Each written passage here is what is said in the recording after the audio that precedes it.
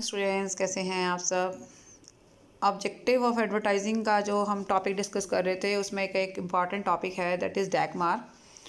डैगमार एक अप्रोच है जो एक बहुत ही फेमस पर्सन ने दिए हैं, जिनका नाम है रूसल कॉले। जो 1961 में उन्होंने एक रिपोर्ट तैयार की थी जिसका नाम था डैगमार, यानी इसकी फुल फॉर्म है defining the advertising goals for measuring advertising results. ठीक है, फिर से बता रही हूँ, defining the advertising goals to measure या फॉर मेजरिंग एडवर्टाइजिंग रिजल्ट्स। इसका मतलब क्या है, नाम से क्लियर हो रहा है कि हम एडवर्टाइजिंग गोल्स यानी विज्ञापन के उद्देश्य निर्धारित करेंगे, डिसाइड करेंगे और इस तरीके से करेंगे कि हम एडवर्टाइजिंग के रिजल्ट्स को मेज़र कर सकें, मतलब उसको माप सकें और देख सकें कि हमने किस तरह से परफॉर्म किया है और हमारे जो सेल्स का जो टारगेट है वो अचीव हो पाया या नहीं हो पाया। ठीक है, तो इस अप्रोच को देने वाले, फिर से मैं नाम बता रही हूँ, that is the person is रूसल कॉले। एंड उन्होंने 61 में ये अप्रोच लेकर आए थे, एक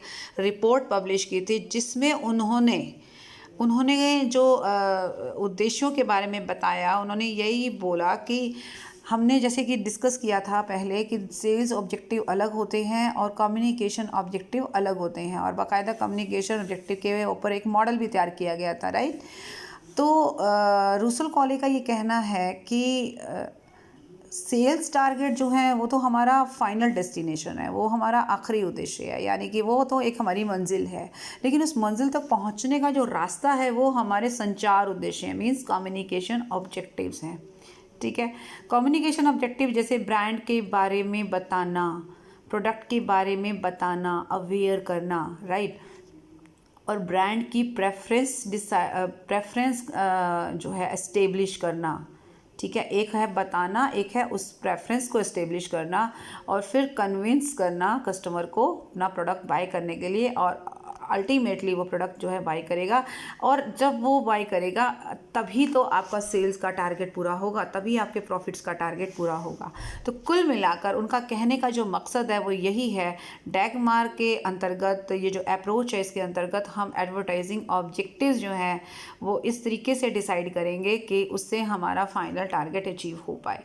तो कम्युनिकेशन ऑब्जेक्टिव को हम फोकस करेंगे, और कम्युनिकेशन ऑब्जेक्टिव के ऊपर अगर उनके हिसाब से चला जाए, रूसल कॉले के हिसाब से, तो उनका मानना है कि सबसे पहले हमें जानकारी देनी होती है, हमें अवेयर करना होता है कस्टमर को, क्योंकि हम ये मानकर चल रहे कस्टमर को आइडिया नहीं है हमारे प्रोडक्ट का। ठीक है, तो कस्टमर को एक बार तो ये बताना कि क्या है प्रोडक्ट आपका, क्या उसके यूजेस हैं, उसके बारे में अंडरस्टैंडिंग क्रिएट करना। कई बार क्या होता है कि हमने प्रोडक्ट के बारे में बता दिया बट कस्टमर बहुत सारी चीज़ों को लेकर अभी भी डाउटफुल है, देन हम उसकी अंडरस्टैंडिंग को ब्रॉड करेंगे, उसके सारे डाउट्स क्लियर करेंगे एंड देन उसके अंदर एक कन्विक्शन क्रिएट करेंगे। मीन्स कि जो भी कस्टमर अगर आपकी गुड्स को बाय करने का विचार मन में लाता है, देन उसके मन में एक दृढ़ एक स्ट्रॉन्ग एक फीलिंग आनी चाहिए कि वो जो ये डिसीजन ले रहा है वो बिल्कुल गलत नहीं है। And the last one is action, customer उस चीज़ को, उस विचार को एक्चुअली इम्प्लीमेंट करता है। तो ये जो चार चीज़ें हैं, ये जो फेजेस हैं, राइट, तो इन फेजेस के ऊपर ही हमारा डैगमार जो कॉन्सेप्ट है वो टिका हुआ है। ठीक है, ये जितनी भी बातें हमने डिस्कस करी वो सारी रूसल कॉले के हिसाब से हैं। एक बार मैं रूसल कॉले के ने क्या बोला है मैं उस पर ज़रूर जाना चाहूँगी। उनके accordingly the main objective for advertising क्या है, main objective is to communicate करना है विद द डिफाइंड ऑडियंस। अब डिफाइंड ऑडियंस का मतलब आपका टारगेट ऑडियंस। आप अपने प्रोडक्ट को लेकर इतना श्योर मत होइए कि आप हर कस्टमर को प्रभावित करने की स्थिति में है, ऐसा नहीं है, बिकॉज़ आपका प्रोडक्ट हर तरह की कैटेगरी के कस्टमर के लिए शायद नहीं बना है, राइट, क्योंकि आपको ऑडियंस में भी एक कैटेगरी ढूंढनी होगी, उसका मार्केट सेगमेंटेशन पे भी एक मार्केट सेगमेंट लाना होगा। एक आपका ऑडियंस जो है वो कौन सा ऑडियंस है, किस एज ग्रुप का है, किस किस लाइफस्टाइल से बिलोंग करता है, किस सोसाइटी में क्या स्टेटस है उसका, तो you will have to define the type of audience. ठीक है, तो आपका जो ऑब्जेक्टिव है वो अपने टारगेटेड ऑडियंस के साथ बात करना है, मतलब उनको बताना है एंड द नेसेसरी इन्फॉर्मेशन। अब क्या बताना है उसको, वो information which is related to product. ठीक है, उसको प्रोडक्ट के बारे में इन्फॉर्म करना है, दैट स्टिमुलेट्स एक्शन। मतलब ये आपने जो पहले 3 स्टेप देखे, इसमें तो आपने उनको स्टिमुलेट किया है, मतलब उसको प्रेरित किया है, जिसमें उसको बताना हुआ है, उसके बारे में नॉलेज देना हुआ है, उसकी अंडरस्टैंडिंग क्रिएट की है, उसके सारे डाउट्स क्लियर किए हैं, उसके अंदर एक विश्वास पैदा किया है। इट मीन्स कि आपने ये सारा जो कम्युनिकेशन किया है उसके पीछे जो हमारा मकसद था, उसका वो एक्शन था जो हम चाहते थे। और एक्शन क्या है, चीज़ को ख़रीदना, उस प्रोडक्ट को बाय कर लेना। राइट, यहाँ तक बात क्लियर हो गई।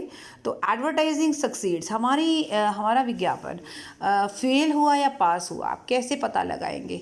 कैसे पता लगाएंगे कि आपने राइट पर्सन को राइट इन्फॉर्मेशन राइट समय पर और राइट प्लेस पर दी या नहीं दी। ये है एक्चुअली हमारा एडवर्टाइजिंग की सक्सेस और फेलियर का जो बेस। ठीक है, किस तरीके से आपका एडवर्टाइजिंग सक्सेसफुल तभी होगा जब आप राइट पर्सन को राइट प्लेस पर राइट इन्फॉर्मेशन और राइट टाइम पे प्रोवाइड करते हैं, तभी तो वो एक्शन में कन्वर्ट होगा। तो ये रूसल कोले के विचार हैं, इसको हमने जो है इस तरीके से एक्सप्लेन किया है। इसके अलावा ये भी ध्यान में रखना है कि हम लोगों को ये भी देखना है कि कस्टमर कौन सी स्टेटस पे है, क्योंकि यहाँ पे हमने देखा ना डिफाइंड ऑडियंस की बात हम कर रहे थे, हम कहाँ थे, हाँ डिफाइंड ऑडियंस। तो ऑडियंस के टाइप के बारे में पता होना चाहिए और ऑडियंस का इस टाइम स्टेटस क्या है, ऑडियंस किस अवस्था में है, मतलब उसकी स्टेज क्या है, क्या वो ब्रांड के बारे में जानकारी रखता है, क्या जानकारी नहीं रखता है, क्या उसके कोई डाउट्स हैं, क्या वो उसके अंदर अभी वो विश्वास है या नहीं है। तो वो आपको उस स्टेजेस पे भी जाना होगा। ठीक है, तो ये थी हमारी डैगमार अप्रोच। अब इसके बारे में थोड़ा सा हम इसके फीचर्स वगैरह के बारे में डिस्कशन कर लेते हैं।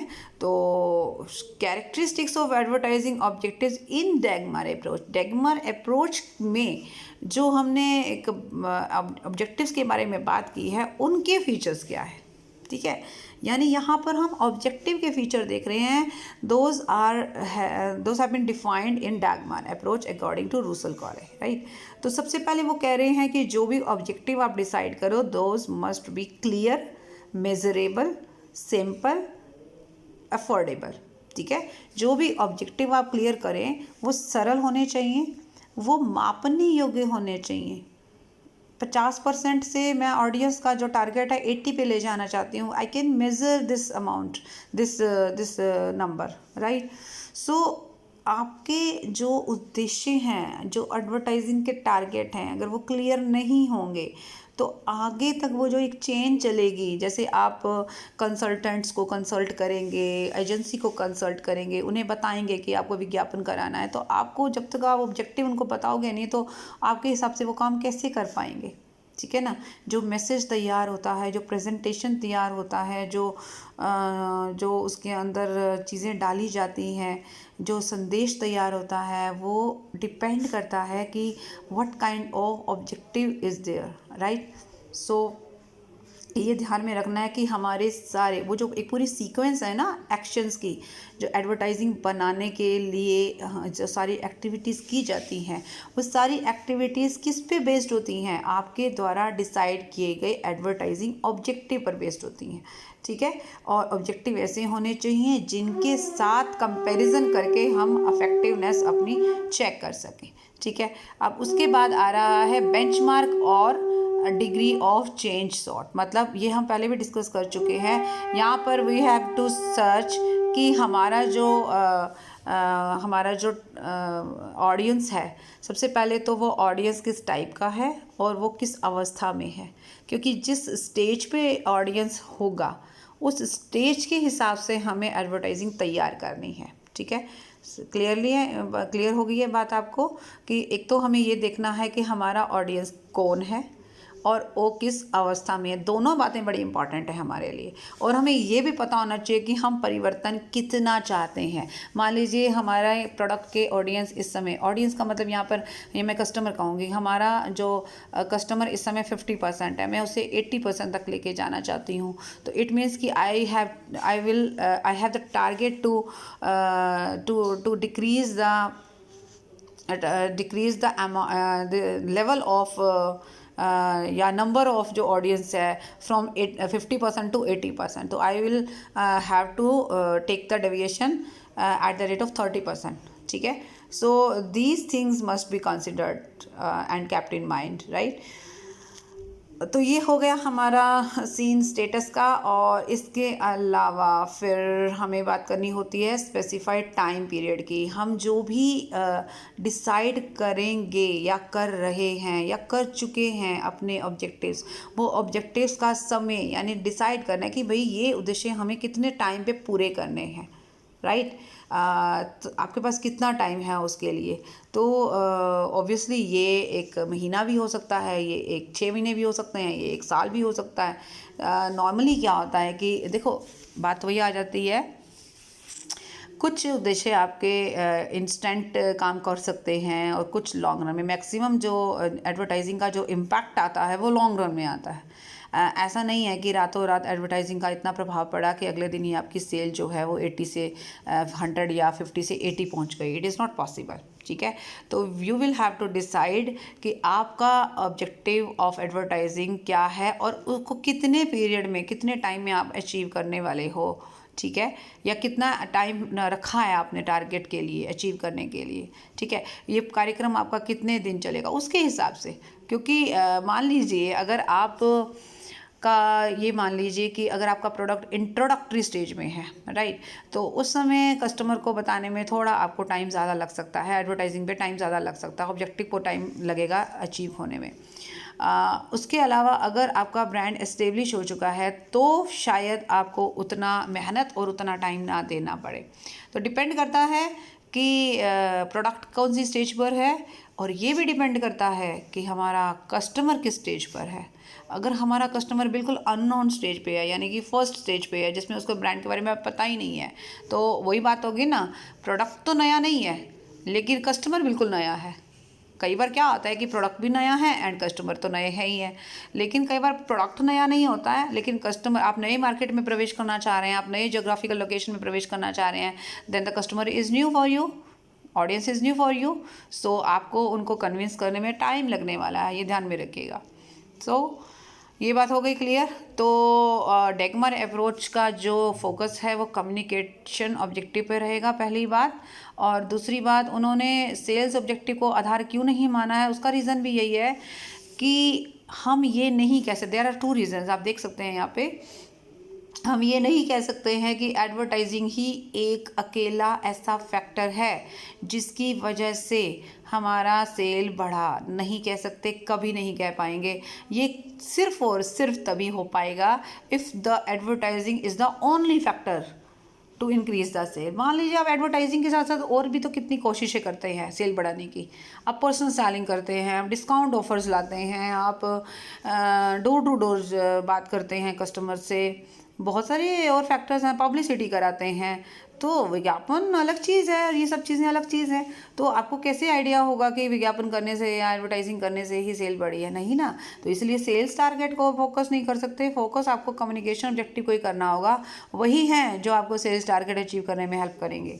दूसरी जो बात वही कह रहा है कि जो एडवर्टाइजिंग है उसका सेल पर जो अफेक्ट आता है, इसमें कोई डाउट नहीं है, डेफिनेटली आएगा, बट वो लॉन्ग रन में आएगा। जो मैंने अभी बताया आपको कि रातों रात कोई बड़ा या ड्रास्टिक चेंज नहीं आएगा, वो रातों रात नहीं हो पाएगा। आप किसी का माइंडसेट इतनी जल्दी नहीं बदल सकते, एक ऐड से नहीं बदल सकते, राइट। तो उसके लिए तो काफ़ी लंबा समय इंतज़ार करना पड़ेगा, और क्योंकि लोगों को अपना माइंडसेट चेंज करना बड़ा डिफ़िकल्ट लगता है। किसी के दिमाग में किसी प्रोडक्ट के बारे में या किसी भी बात के बारे में कोई भी किसी तरीके से उसको कन्विंस करना, that's very difficult task. So हम यहाँ कह सकते हैं कि Dagmar approach it's very important approach, it's very interesting approach. और डेफिनेटली इन्होंने बिल्कुल सही रास्ता अपनाया है कि इन्होंने कम्युनिकेशन ऑब्जेक्टिव को बेस माना है बजाय सेल्स ऑब्जेक्टिव को, क्योंकि सेल्स ऑब्जेक्टिव ही कम्युनिकेशन ऑब्जेक्टिव को पूरा करने से ही हमें मिलेंगे, ठीक है। और ये रूसल कॉले के द्वारा दी गई रिपोर्ट के ऊपर बेस्ड है। सो ये आप देख सकते हैं, अच्छे से समझ सकते हैं। So that's all for this video. Thank you so much, bye bye and take care.